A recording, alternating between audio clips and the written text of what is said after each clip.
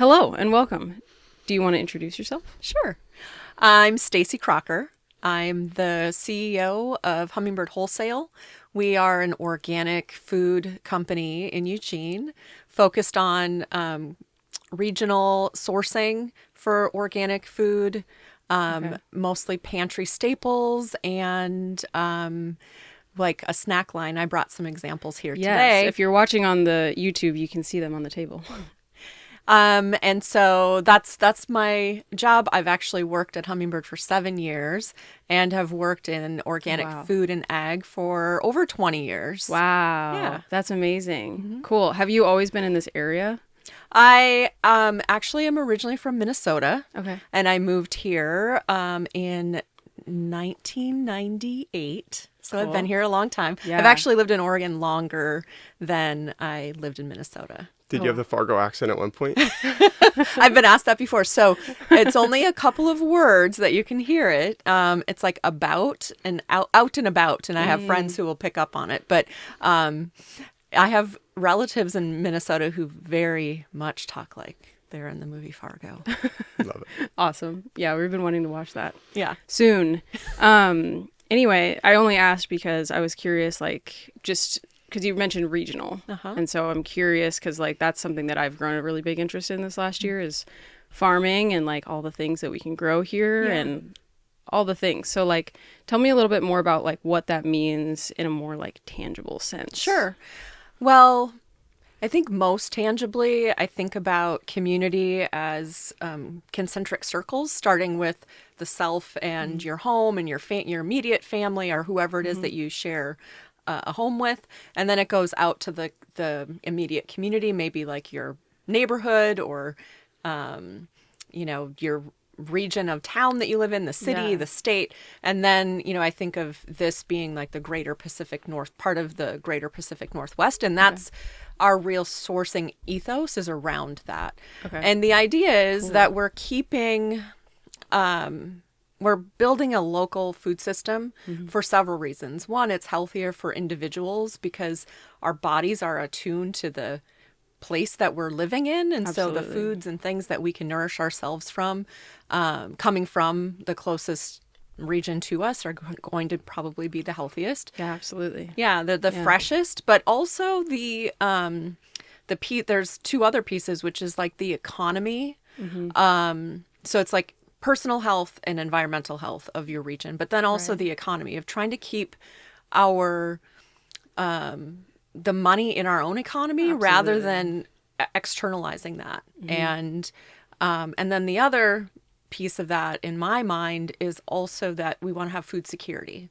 So if the further away our food is coming from, the more at risk we are from breaks in that supply chain. Yeah. And so we want to create access to food that's close to home.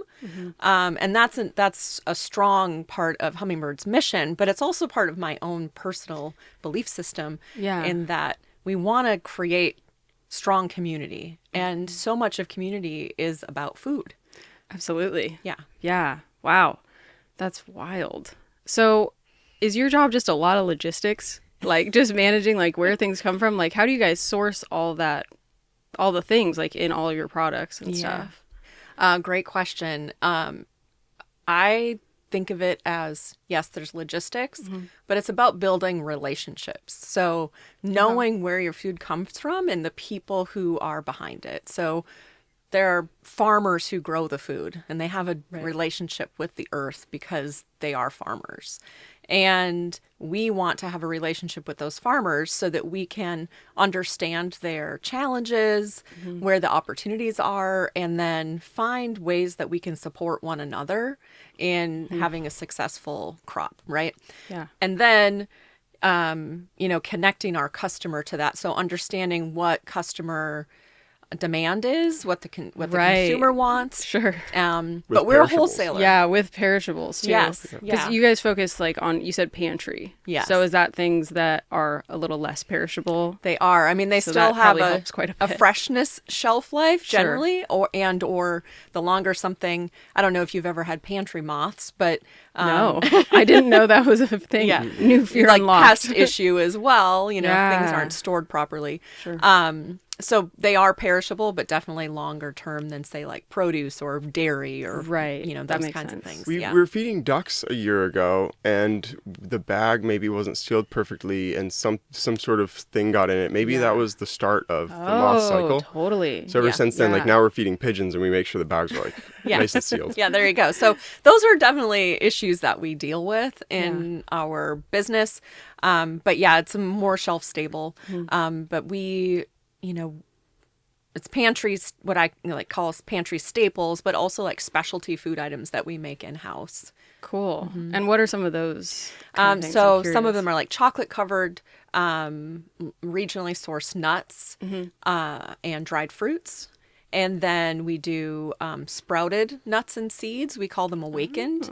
So Interesting. I don't Never know if had you know those. about sprouted. No, I have. Yeah, we eat sprouted tofu. Funny enough, of all Oh, things. Yeah. okay. Then I guess I've Sprouted it's tofu been in reigns my life a supreme. little bit. Yeah. Yeah. Okay. And Interesting. sprouting of many things, you know, seeds, nuts, legumes, even grains, makes them easier to digest. So people who may deal with like intolerances and things like that, it can reduce. Oh, interesting. Because it breaks down something called phytic acid. Okay. It also becomes more nutrient available. Oh, gotcha. The availability. Yep. bioavailability. Yeah. Oh, interesting. Yeah. Gotcha. And so we do those as well, and then we make some trail mixes, and then we also have some nut and seed butters. And one of the things, the foundation of our business actually is bee products and honey. So we carry Yes, a there's a lot of variety honey in Oregon. Yeah. For sure. Uh-huh. Interesting. So, I'm just so curious. Like, what what does that look like? Do you like? Okay, actually, first off, I have one other question. Yeah. Is there anyone in Oregon who produces chocolate, or is that something that you have to like bring in? We have to get that imported because currently cacao doesn't grow in North America. That's what I thought, but Yeah. I was like, who knows? There's some pretty Yeah. industrious people around here, so Yeah. Well, I think that actually is a great question to get to back to our sourcing. So, you know, our focus is on regional food production and creating a local food economy right. and system. However, there are products that aren't available. So grown here, right? So Yeah. that's how, again, thinking of those concentric circles. If it can be grown here, that's where we want to source it from. Gotcha. And I'd say That that makes sense. Yeah. Yeah, Then that's really smart. there are things like mangoes don't grow in North America either. Sure. I mean, they can grow in California, but mostly it's in Right. Mexico and South America.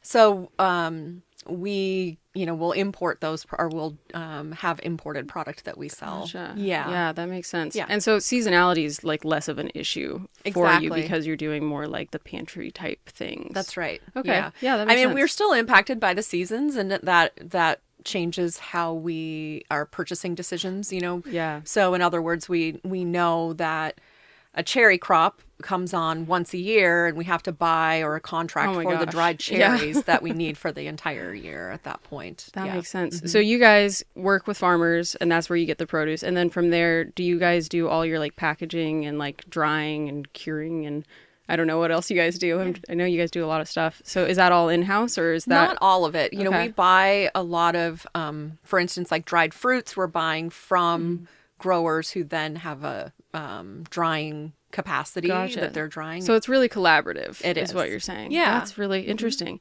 How do you find farmers to work with? I'm so curious. So many different ways. The same way that you would is we Google them. But Awesome. And that more is like vendors or sources for products. And farmers, we go to conferences. We, you know, word of mouth. Like we have people who have worked at Hummingbird for 15 years or more who know farmers that we've worked with. And then, you know, maybe somebody retires and they pass their farm on to a younger family member or sell their farm. And once you know farmers, farmers know each other. Yes.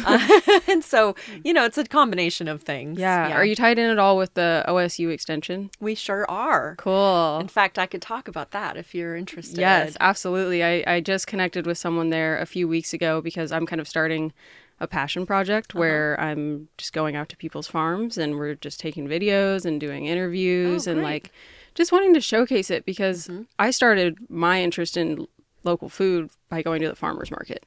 That's kind of where all this started. Is I just started going there. It was right down the road from where we used to live, and I was so blown away by how many types of food are grown here and when things come out, and like it was really fascinating to be more connected to the seasons and the foods that come out. Like when you go to the grocery store, we're so used to seeing all of the foods all the time. Yeah. You know, and it's just a really fascinating thing to me to see, just to be more in tune with like our food. Like I feel like most grocery stores, we were so disconnected because we have all these foods from all over the place. And like, I mean, even at Costco, I've seen like pears from Korea or Japan. I'm like, oh my gosh, these are more well-traveled pears than I am. Like, you know, so that's interesting. Yeah, I'd love to hear about your OSU extension and how you guys work with them, because they do a ton of programs, and like I've loved reading all the things that they post and share. So yeah. Well, that program I think is really valuable to farmers and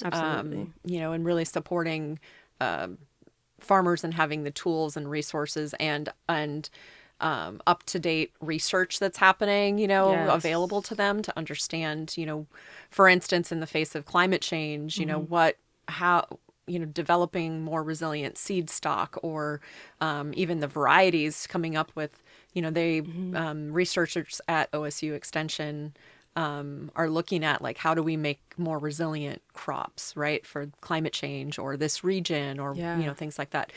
I specifically have worked on organic policy at the state level in Oregon. Oh, interesting. Through you know, my work, I've worked with the Oregon Organic Coalition, and with that, we over the last about 7 years had been working with the legislature to get extension funded for a focus on organic extension agents, because organic systems are very different than conventional agriculture systems. Yes. And so an organic extension agent, or somebody who's knowledgeable about organics, can support a conventional farmer, but the reverse isn't necessarily true, because they don't have the same tools in their toolbox. Okay.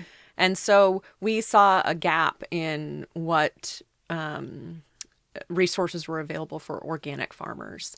And so we worked with policymakers to create policy for having a funding stream from the state for organic extension. And their program is funded through the state anyway, OSU's program, but there weren't these specifically designated organic extension agents. Okay. Yeah, and now there are. In fact, now there are 6. They just finished hiring the sixth person, and we'll also be hiring like a part-time program coordinator to work with all of them. Oh, interesting. Yeah. So what do those people do? Like, because I don't really know much about like what makes something organic. Yeah. Right? Like, what's the difference? What's the big difference, I guess? Well, and why is it important? Yeah. So I would say oftentimes what we talk about is what's not allowed in organic, you know, so not the same synthetic pesticides and herbicides, things like that. I like to talk about what organic is more, and organic is about feeding the soil, and the soil health has so much to do with environmental health and human health and the health of the food that we eat. So so that's really what organic is. It's about feeding the soil so that the soil, so that plants have more readily available nutrients for growing. And that's a simplified version, right? Yeah, but perfect. There are so many reasons environmentally, it's not just about the food that we eat and put in our own bodies, right? You could say choosing between organic and conventional, it's just about what I'm eating. So that's a personal choice. Right. I think the reality is that it happens so far upstream. It's about the chemicals going literally literally going into the soil, then going into the water, going into the air. And then the farm workers, you know, I think a lot of times that's a point that gets lost, is the people who work with those chemicals are impacted most directly. Because you're handling them. When I was at Lone Pine Farms, they had to wear long sleeves, or else the rashes would just be horrible that you'd get in certain fields from certain things. And I heard when I was there that it's like not only your farm has to follow these rules, but like a certain mileage of surrounding farms. I'm curious if typically just having a buffer zone, and you know, I'm not not at all somebody who could claim to know what all the organic standards are. But what I would say is that usually there's buffer zones and making sure that you're reducing the risk of drift from other farms.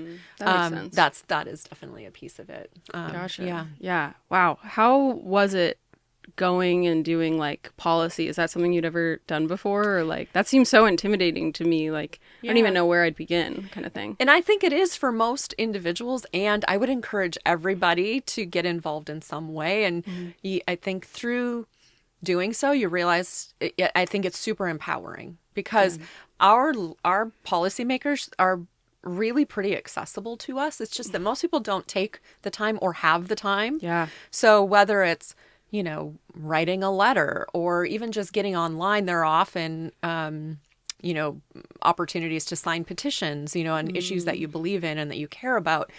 But actually, our policymakers they're elected by us. We can have access to meeting with them or sending them, That's so cool. having a phone call. That's wild. Yeah. But I was involved in policy when I was in college. It was a focus of mine then. But then, as my career has shifted and changed and I became really focused on organic ag and food, saw that as a great opportunity to engage and educate because frankly, like we have elected officials, they are expected to be knowledgeable on every topic, right? So they're working on policy to support, infrastructure, education, agriculture, food, there's so many different things. And so again, I would say each of us have the opportunity to help educate policymakers on the issues that are most important to us and then bring our own knowledge about them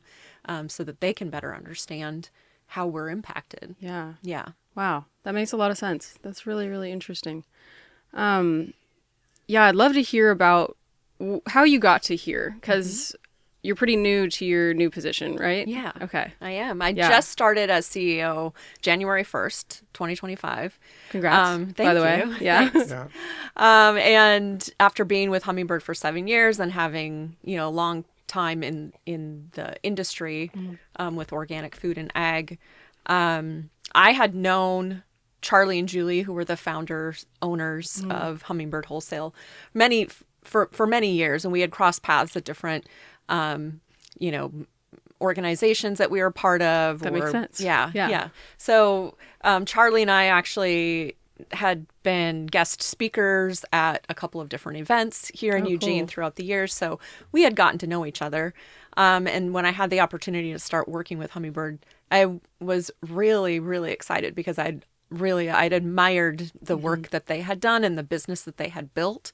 And they really had built it in this, like, pardon the pun, but organic way, in that they weren't necessarily looking to be business owners or food business owners. That's so funny how that happens sometimes. Yeah. But they had a passion for health and for agriculture and building, local food systems and economy. And they themselves in their personal lives had been committed to that and then saw the opportunity to bring that to a larger audience, right? To engage in the community in this way. And realized that there was a large demand for what they were offering. And that demand has grown and, it has ebbed and flowed throughout the years. But generally, the demand is growing for people want to know where their food comes from, right? It's definitely growing. Yeah. For sure. And so that's, again, I'm like you. You said your interest really started at the farmer's market. Yeah. My interest started much the same in that when I was in college, became really interested in environmental justice and issues and saw where I was growing up there. It's an agricultural community. It was a rural place that I grew up in. Yeah. But seeing this monoculture of corn and soy and dairy farms and that it was conventional and there were all of these issues that came from that I started to put together through reading and connecting with others and seeing that there was something wrong with the way that we were producing food and with the food system that we currently had. And so that's where I started from in college and really like learning more about that. And my partner, my husband now, but at the time he was my partner, we decided to move out to Oregon. And our dream was to start our own small farm.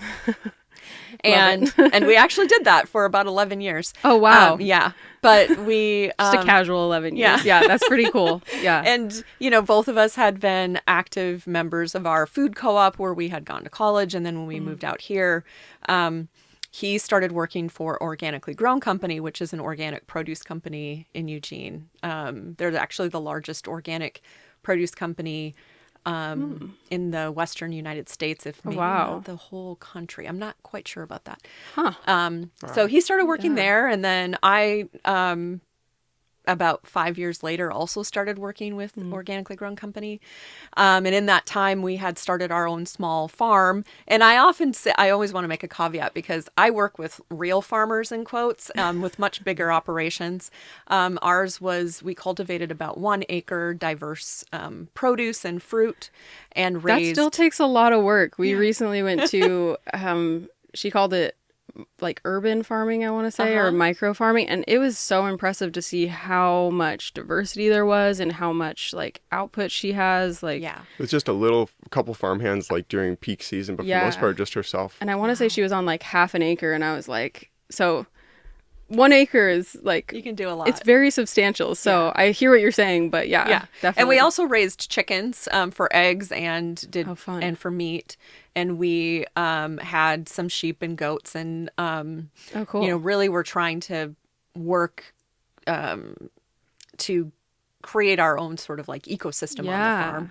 And with that, there's another approach to agriculture called biodynamics, and we are incorporating biodynamics into our farming. I'm going to have to give that a Google after this. I'm really curious now.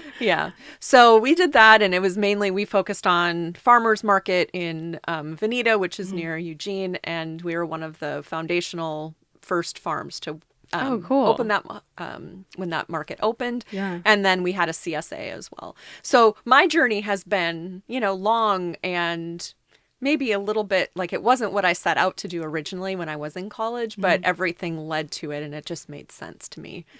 And then fast forward to, like I said, now working with Hummingbird, I continued to just be more and more engaged in the business and wanted to learn more. And so worked really closely with Charlie, who was, one of the owners, but also the CEO, in trying to learn a lot of areas of the business. So one summer I was the interim director of operations, and I started off in marketing and communications. Soon love it. Oversaw sales, and then absorbed sourcing as well. And so really have been engaged in across the business, which really set me up for. Great background to then like move into the role that you do now.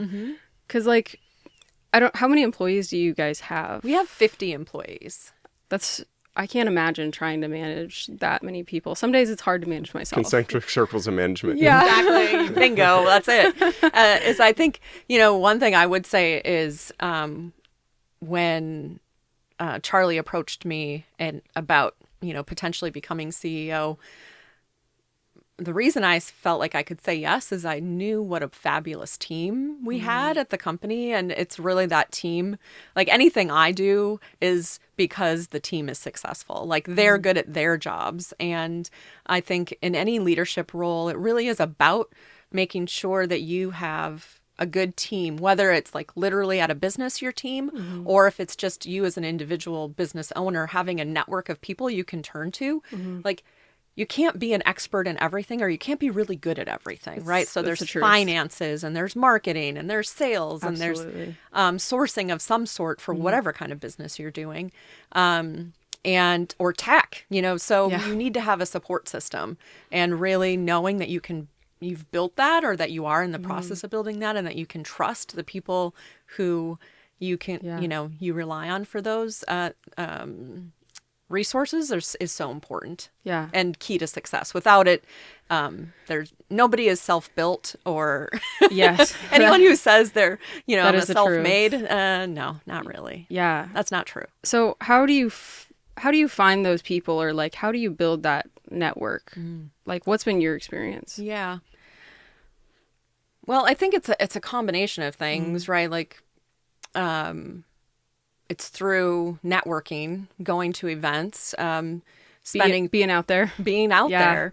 And I think, whether you're tend to be extroverted or introverted, it's really important to connect to other people. And sometimes you're surprised at who, you can go, in a local coffee shop and sit there. And if you engage with people and suddenly you build some rapport, you find out like the person who is there every week when you are, it's like, oh yeah, they're a finance analyst, or they're somebody who started their own business. So some of those organic interactions, but I think intentionally finding, using tools like LinkedIn, that's how you and I connected. Yes. Thanks for replying. I appreciate that. That's really important.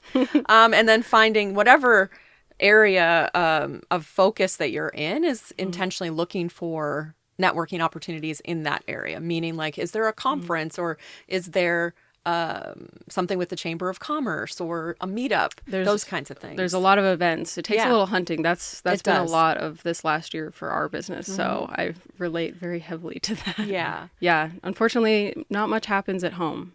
Yeah. No. You really got to get out there. Like, as nice as it is, like all the digital stuff we can do, there is definitely a difference in meeting people in person and being able to like connect face to face. Yeah. And I think you're more likely to build a connection where you're willing to support each other, because we all have limited time, right? There's only 24 hours in a day, and hopefully you're getting 8 hours of sleep or whatever it is. And so in that time, if you meet somebody face to face, you're more likely to respond if they ask you a question, right? Yeah. You get to know each other, and you feel like, I think anytime that I get a chance to mentor somebody or offer something, it really feeds me. So any help that I'm giving somebody else, it's like I've helped myself probably 5 times what I've helped the other person. Score. I love that. So I think that's also, and that's like a truth when in studying psychology, is that when we give something, it actually gives us like the endorphins and the same sort of feeling of love, basically. Yeah. Feels good to give. Yeah. Feels good to receive. Yeah. Yeah. Yes. So I'm curious, so that's kind of getting us up to this point in time. And so what's kind of on the horizon, or like what's exciting about this year for you? Oh, so many things. Again, I come back to our team. I think it's really exciting to build on the success of individuals who are on the team already. So through, learning new approaches to our production, as an example, investing in, efficiencies and skill building for the individuals who work in our production, finding ways to create,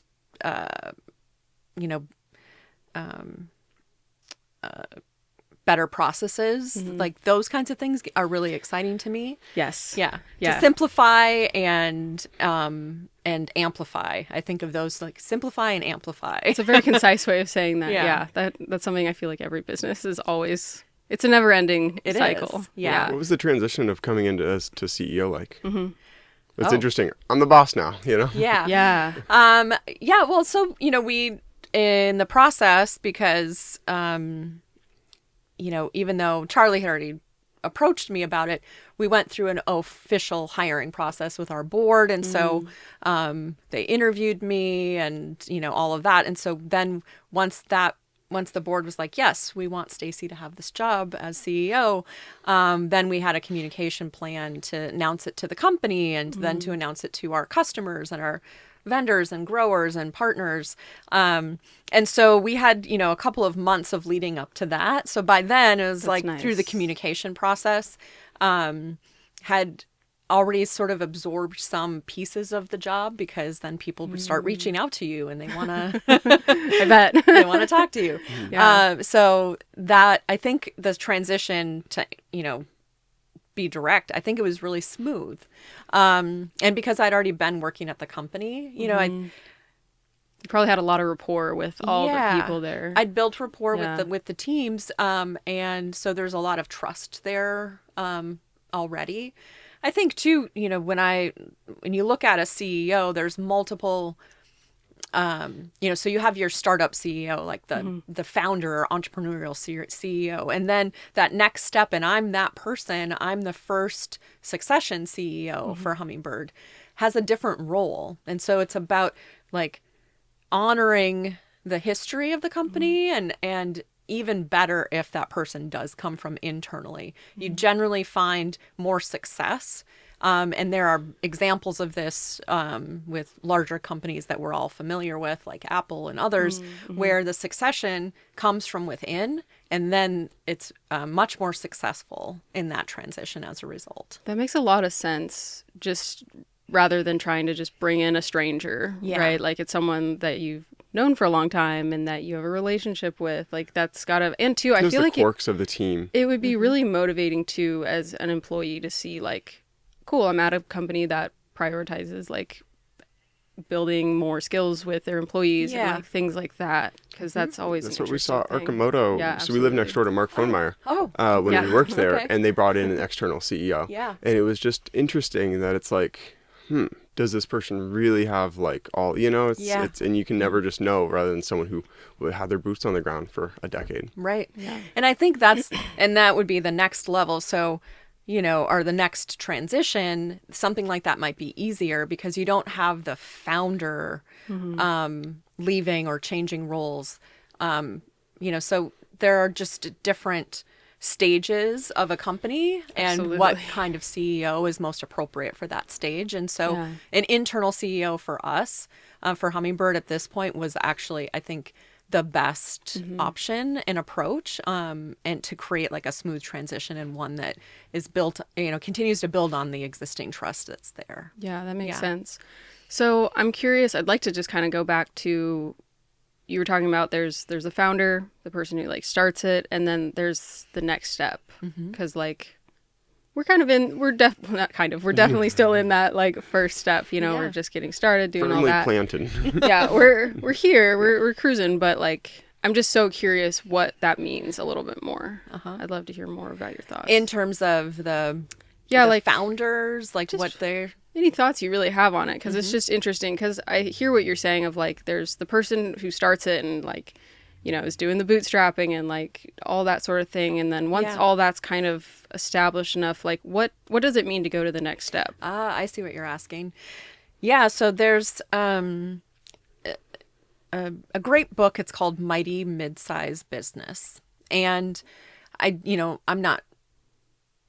think that you even have to be mid-size. I think it's more of a philosophy. So this book is really good because it talks about there's like a founder mentality. And then once you get to a certain stage, you kind of have to switch your focus. Less risky. Yeah. Or like, is what I assume. Exactly. So when you're starting like a startup, you just keep trying things, right? Risk after risk. Risk after risk. And and I think, tech is like the ultimate example. What do they say? It's like act fast or iterate fast and make mistakes quickly. That kind of like make mistakes fast. But once you get to a certain size, that approach doesn't work anymore, and it becomes more dangerous to approach things that way. And so oftentimes, a founder is in that sort of like risk taking, but also I think there's a tendency to be somewhat conservative fiscally as well, to like be really careful about what you invest in. And at a certain point, you need to be less risky in terms of what you will try to do and to be more systematic in your approach to trying something new, and a little more generous in terms of what money you need to spend in order to get to the next level. Because to level up is gonna cost more, not just financially, but also in like the human risk. When you have a team, like now we have a team of 50 people who rely on the business being successful. Well, the business success is largely on them being successful as individuals, but overall, any decision we make that risks the livelihood of 50 people is much more than if you have a team of too. Totally. Yeah, absolutely. We have no one depending on us, which is a very freeing feeling sometimes. Yeah. So that's just one example. So I think, just in terms of the mentality and approach of a startup versus, a business that's several years into its lifespan. Yeah. Do you think it's helpful that you're, like when you first start a business, it takes all your time and energy, and it takes kind of, it seems like everything, so it's easy to become really attached to it, and it kind of becomes your little baby, and like it's hard sometimes to see past yourself in some ways. Does that make sense? Yeah, absolutely. Yeah. Do you think it's helpful that you have just that little bit of, I know you care, obviously. It shows that you're very passionate about what you do. But do you think that's helpful to have that little bit of distance, I guess? I think it can be. I think that there is an opportunity that comes with that, because when you have, so less attachment to decisions made in the past, or, you could call it sunk costs, or even, in our business, for instance, certain product lines or products, individual products that we had. And I think because you don't have that history, you're more able to look at it from it's a great what makes sense, right? So again, you can apply that concept to so many things in a startup versus, a growing business, or a little more established. Yeah, established and in the growth phase. So I think there is some, and, again, and coming back to like my reality, or Hummingbird's reality, is I think it's a little bit of like the best of both worlds, because I have had such a long relationship with Hummingbird even before I started working there, and a respect for the mission and the values, and maybe not quite so attached to the particulars of how we do what we're doing. More objective. A little more objective. But it's funny because the word objective, I feel like is it's a tricky word, because nobody can truly be completely objective, right? Like numbers maybe can be objective just at face value, but numbers can also, the easiest way to lie is with numbers, really. Right. That's the easiest way to convince people to trust you, or, believe what you're saying. But I think as individuals, we all show up with our own expectations, our own values, our own preconceived notions, whether we're conscious of them or not. Absolutely. And so I just want to call that out. Like I don't think I'm completely objective, but I think because I didn't start the company, it doesn't feel as like dear to me in the same way. It's dear to me because I really believe in it, and I love the people I work with, and I think what we do is so important, but I might be more willing to switch things up because that I wasn't it's always part nice of to building get it. extra perspective sometimes. I feel that. Yeah. So with all that kind of being said, like, do you mostly do distribution like wholesale to stores? Is that Hummingbird's kind of model? Interesting. Have you tried selling online? I'm just so curious.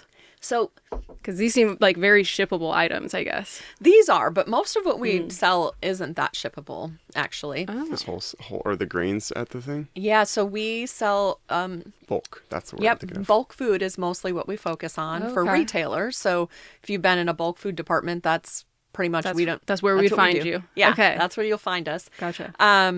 So our business is B2B, and we so we're a food manufacturer, wholesaler, and distributor. So we distribute our own products up and down the I-5 corridor, and then out to the coast, up to Bellingham from Eugene, and then down to in Washington, right? Yeah, in Washington, which is kind of right on the border of Canada. And then down to the Bay Area in California, San Francisco area. Interesting. Yeah. So as you guys kind of go up and down, are your plans to kind of expand also? And then would that look like trying to source things from other areas? Is that kind of how that would work? Well, we already do the areas that, so we source from, like I said, I like to call it the greater Pacific Northwest. So it's not just Oregon and Washington. Okay. It's like gotcha. Montana, Idaho, Oregon, Washington, California. That makes sense. Okay. I'm seeing it. I'm getting it now. Yeah. Gotcha. The majority of our product is coming from, more of the traditionally called the Pacific Northwest. So like Oregon, Washington, parts of Idaho, and Northern California. That's actually the majority of our product line. I think the last time I looked, it was around 79% of our product line comes from this region. That's really cool. Yeah. That's really neat. And so, flip that around, only 21% of what we sell is coming from either an export market or other places in the U.S. Like we source nuts from New Mexico and peanuts from Georgia and sunflower seeds from the Dakotas as so examples. Cool. Yeah. Yeah. But then we get mango from Mexico and Peru and quinoa from the Andes. And Seems like sunflowers grow so well here. I'm interested in why North Dakota. That is just a really strong production region. We could get into a long conversation about agriculture and economics, and basically different regions are really suited to growing certain things, and the higher, so think of the Willamette Valley is really rich soil, great for growing produce and grass. But produce, it gets a higher price point at market than say like grains and beans. Those again are like pantry staples. That's the kind of thing that we sell. And so, you're more likely to find a farmer who's going to want to grow that in a region where they can't grow the other things like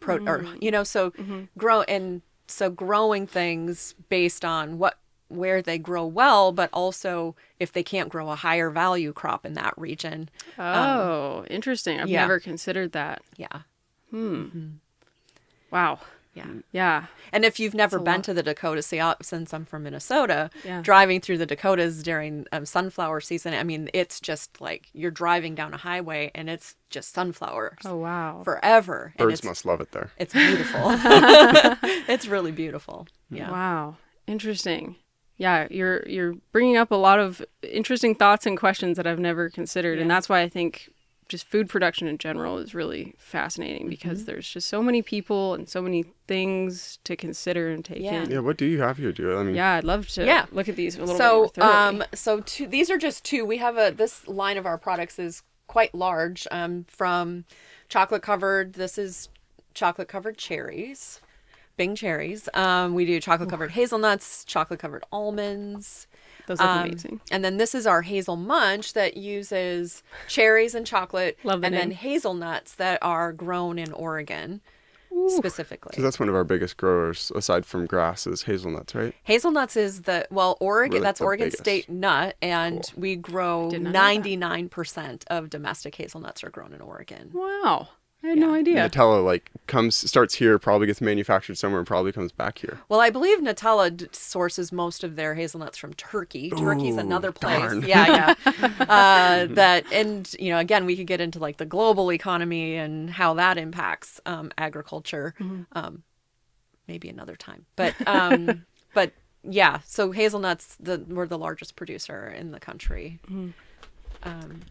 And so these are just two of our products. And then I talked about our awakened nuts and seeds. So those are pecans, walnuts, almonds, and our pumpkin seeds. Pumpkin seeds are a really special product for us. Yeah, I brought them for you to eat I appreciate that. as a little treat. But pumpkin seeds are another thing that's something we grow in the Willamette Valley. We contract with a grower to grow our pumpkin seed needs for basically about a year.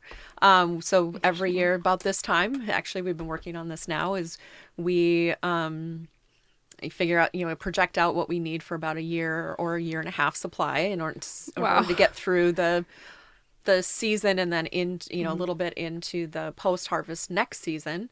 And we grow a hulless pumpkin seed, which is, so if you've ever carved pumpkins, how there's the white membrane on the outside. Yeah. Well, there are pumpkin seeds that have been bred. They're called like oil seed pumpkins. Okay. And they have no hull. And so they're just like what you might have had is called like a pepita. They're little pumpkin seeds that will be in maybe like bars or, like a snack bar, that kind of thing. And so we grow those, and so it's a specialty pumpkin seed. They're really good. They don't have the hull. Ooh, I'm stoked to try them. Yeah, they're delicious. They wouldn't make good chips. I like the idea of a snack bar. No hole. Yeah. No packed ship. Yeah, you just go somewhere. It's just a bunch of different snacks instead Oh, of drinks. yeah. I like the idea. I've never Yeah, seen that's that. why I made sure I was like, well, I don't mean a bar, a place to go, like a snack bar. Yeah. That makes sense. Yeah. So I guess one of my kind of like closing questions is, why is it important for people to like buy foods like this? Yeah. And like, why?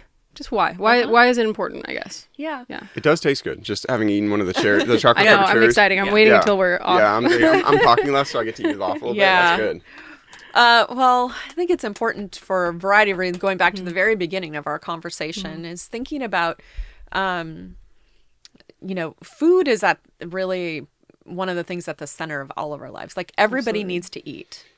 And so what you put in your body is the fuel for your energy and your cell growth and all this. So it's like this, there's that scientific piece of it of just like whatever you put in your body is what You're going to feel like. you're going to feel like. Yeah, Yeah. absolutely. But it's also like it's your health. Yeah. And then if you start, think about agriculture and the health of the soil is directly related to our personal health. Like, I think there's a lot of interesting research happening on like connecting the soil health to the gut microbiome. That's Yeah. real, and that has a lot to do with, again, like the nutrients in the soil that feed the plant that then feeds us. All of that is connected. And stuff like MSM, like I used to take MSM powder because it should be in the soil, find its way into produce we eat, but for some reason it's just not there anymore. Yep. Yeah, and I think I'm not going to try to quote the actual number, but I've read that food from pre-World War II, which World War II was the start of what I call so-called conventional agriculture, of chemical agriculture, was actually happened after World War II. And that was the Interesting. introduction of a lot of chemicals into our agricultural systems. Wow, I Because didn't of know India that. starving, and then that one thing, what's it called? Just phosphorus or something? Or like just that one nutrient that allowed, I'm so curious. yes, Zyklon A or something? Yeah, I think that is true. I can't remember exactly either, but all of the the chemicals that came from the economy of war then got repurposed, and finding new ways of using them, Oh, wow. and then seeing the benefits of using pesticides and herbicides And that's for what production. those like chemicals kind of like Yeah. have turned into. Yeah, and most Wow. of them, are petrochemicals. So that's all coming from industry. But pre World War II, our food was generally much more nutritious than it is now. When you say petrochemical, you mean, and you said coming from industry, you mean coming from oil industry specifically. Yes. Okay, I wanted to ask Yeah, that too. 'cause, Yeah, like- thank you. Yeah. And so now, food does tend to be less nutritious, which, again, I think when you think about human health and some of like the health issues that we have today that have just exploded are definitely tied to our diet. Very reflective. Yeah. Yeah. And so that's one of the reasons. And then, like I said, going back to the soil and what we're putting into the earth, we're putting into all of our bodies. So again, it's not just about like the food that you eat, whether It's not just about me. yeah, it's actually this whole chain of things. So it's like Yeah. the food, it's the water, it's circles. the air. Yeah. Huh. Yeah. So I think That's that's why. amazing. But then I think back to community, like Yeah. the community of creating the more localized, and I'm not at all anti, global markets in the sense of like, I think there's some positive things that come from us being connected globally. These cherries wouldn't have been possible without the Access- chocolate. Yeah, exactly. I love chocolate. Yeah. I love coffee. Yeah. Those things are not grown here in my community. But I think we have to be really conscious of the impacts that all of those decisions make on our planet and then on our communities as well. So starting with, where we live, how do we enhance that experience, and through the exchange, creating an economy, creating a connection to agriculture, we get and then a connection to people through all of it, I think is another piece. So there's the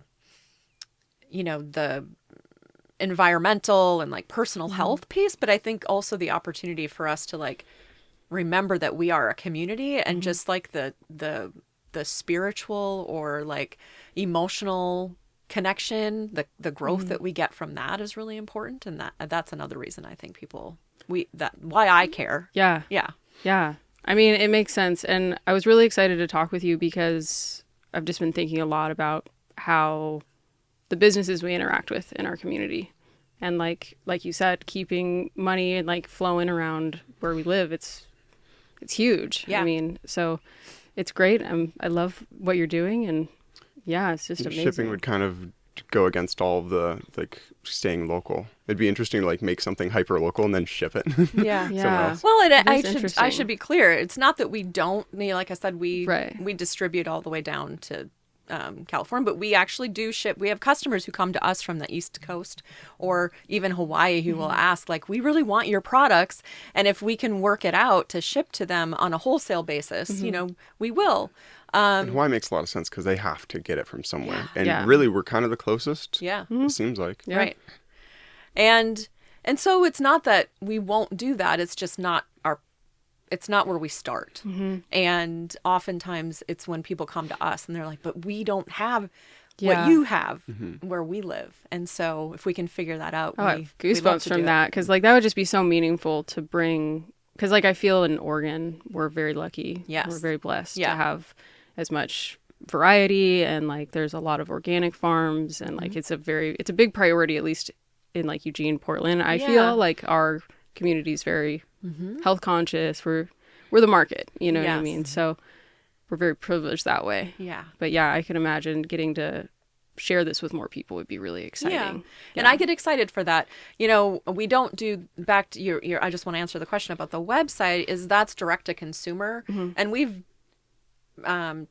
decided not to do that intentionally at this point, because the infrastructure that it would require and just the change in our business, like we know wholesale, we Polar can do that opposite. really Yeah. well. Yeah, And so absolutely. that's a part of that. And but we do have people ask us all, can I just go on your website and order a snack bag? That's what I was curious. I was like, I could definitely see people being But yeah, interested. that would be cutting out a bunch of local businesses that Yeah. kind of, it's really interesting how much the world's going toward like your company should be able to be like we've been talking about this, like every social media app now is like video, photo, messaging, payment. Yes. It's like everything's everything, and it's like there's like when there's less interconnectedness, less concentric circles, everything wants to be its own circle. It's like it is more reliant on certain it's just kind of a lot. It is. Big heady ideas. Yeah. And I think as people, like, can we really process all of that too? Like, it's just, it becomes overwhelming. We can't operate as individuals. We have to have some sort of a team or a network. Like that's very real. Yeah. We're 50 minutes in. If you have time for another 10, but if you do need to check your phone or anything, being a CEO, it ties into my question of how's being a CEO different than you would have expected before you kind of took on the role? Yes, that's a I've great had question. that. So many people have asked me that question. And my answer is a little tongue in cheek, but I think it's the strangest job I've ever had. And then on the flip side, it's really not entirely different from what I had been doing. It's the scope of what I'm doing on a daily basis, and that's why it's strange. Like finding I have less ability to just like focus in one area. I'm also only 6 weeks in, so right now I'm drinking from the fire hose. So it's on a daily basis having questions come to me, and that stop, like, I'm the person that's expected to know the answer or make the decision. And I have to remind myself, I'm like, that's the part that's surprising, is like, oh, well, no, actually, I guess that is me. Yep. This is what I signed up for. And there's the potential that every text or call could be like, holy cow, like there's something really important and the buck stops with you. So it's like, that's a lot of, I mean, have you gotten calls in the middle of the night? It seems like. Well, knock on wood, not yet. But in the last week when we had the ice storm, definitely was working very early in the morning to help triage and communicate with people and make decisions around how much of our operation we were going to open up for the day and how many people we wanted to have on site and work from home, things like that. Yeah, you're very leveraged in all of your decisions in terms of like actual people's lives and people, like if someone's going to work today or something. That's fascinating. It seems like it'd be a little like, almost congested in the thinking department of the head. Has it been stressful at all? Well, I think, of course. And at the same time, I think my experience has really set me up for knowing how to not get completely stressed about things, because ultimately any role, any job that we have, whether it's being a mom or, running your own small business, clothing business, or being the CEO, it's really about like prioritizing and looking at like, well, what are the immediate needs? What do I have to do right this minute? But then also remembering like I need to plan ahead because we've got to have lunch tomorrow and we have to have carpool for Friday, or we have to place this order by Friday in order to get product in time for this event that we're having at the end of the month. Those kinds of things. So it's not in that way. I feel like the roles that I've had and what I've done before set me up for understanding. Feeling prepared for that. Yeah. Do you have a hard time like shutting your brain off at the end of the day? Because I imagine you have an endless list of things that you could be doing, or whatever. Like, yes, and I think really what it comes down to is I view work as, when people talk about work-life balance, I really strive for that in some ways. And at the same time, one of the ways that I strive for it is by recognizing that all of it does feed and bleed into each other. And I don't expect it to be any different. And so I'm not disappointed if I am thinking about work, because when I was at work, I probably was also thinking about the new puppy that I got just before Christmas. It's all like I am me. Yeah. And all of those experiences, all of those things are sort of happening at the same time. That's not to say that there aren't times where I feel like I just, I want to just turn off my phone. And I have throughout my career intentionally, one of the things that I love to do for myself personally is I love to be out in nature, and that really feeds me. And sometimes that means I intentionally look like, where can I go where I'm not going to have cell service? And then I make sure, and even before I was CEO, that it's like my team is prepared to handle that. Like we've communicated that ahead of time, who's in charge or who's my backup in that situation, and being really clear about that. The buck stops with you now. Yeah. And like I said, that's been what I've set up with previous roles as well. Yeah. Yeah. So you love it. I do. That's love awesome. it. That's great. I'm happy to hear that. That's an interesting perspective to have on it, of setting up that expectation, because I mean, it's a problem that many people face of like, where does it stop and how do you balance it and how do you do all the things and stay on top of it? So as you can tell, this has bled into my life a little bit. And it's like both of our rooms in our 2-bedroom house are offices and their workspace. So like it's very bled into ours. But it's just an interesting perspective that I really liked and I haven't heard before. So in terms of being friends, like if you had a team, like the last question I have kind of to close is like, you probably were friends with team, like the changing in dynamic of like, like that must have been interesting to be much more like, oh, I kind of have to like, if someone starts slacking a lot, you have to like, you can be less of a friend to some people, or what kind of that changes like. Well, again, I would say, my previous role, I was a member of the leadership team. So just using Hummingbird as the example, I was a member of the leadership team and have good friendships with a lot of people across the company from many different departments, not just, members of the leadership team or managers, people who work in our warehouse or work in our customer service team. I have friendships with people across the business. And throughout my career have realized that can make a team stronger, but you also have to be ready to make tough calls when you're in a leadership role.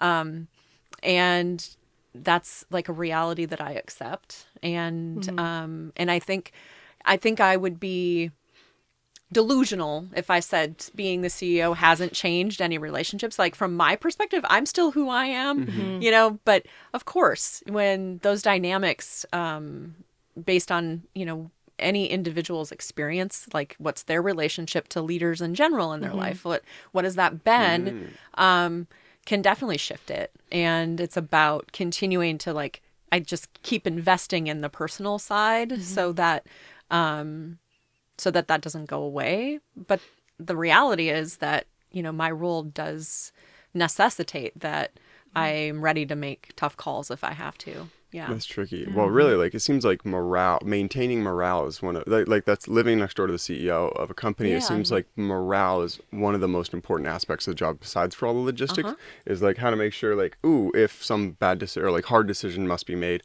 how to make sure that doesn't, like, keep spilling out. Right.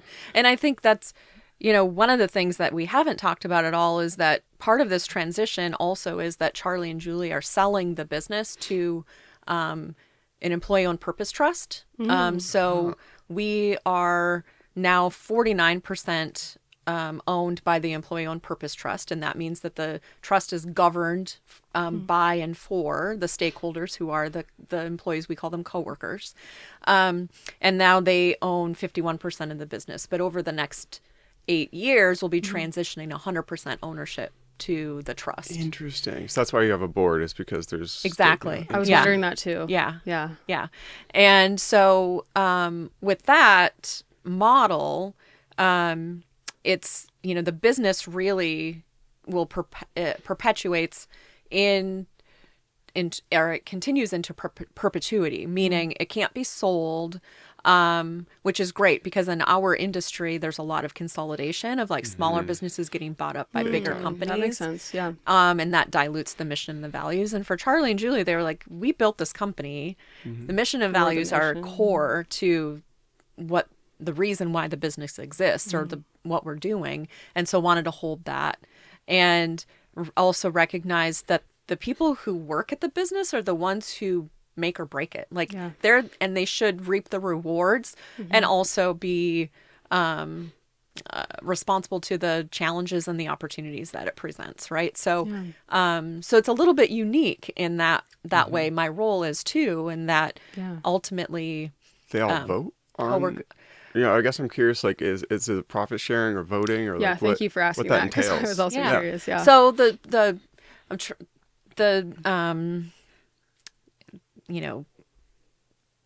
way to describe the trust as a business model being trust owned is that there are multiple governing bodies. The board is not elected, but we have what's called the Trust Stewardship Committee, and that is elected by all the coworkers. That's the way we have it set up. And they're responsible ultimately for making sure that the business is holding true to the purpose of the trust. And the purpose of our trust is all the things I've talked about, like the mission and the values, and to ensure that the stakeholders who are the employees are respected and taken care of and are rewarded for the outcomes of the business. Awesome. That sounds like a really meaningful and rewarding place to be a CEO of. Really cool. That's awesome. Never heard of that before, so that's really neat. It's a new model. So you might have heard of like workers' co-ops or even an ESOP, which is like a different kind of employee ownership structure.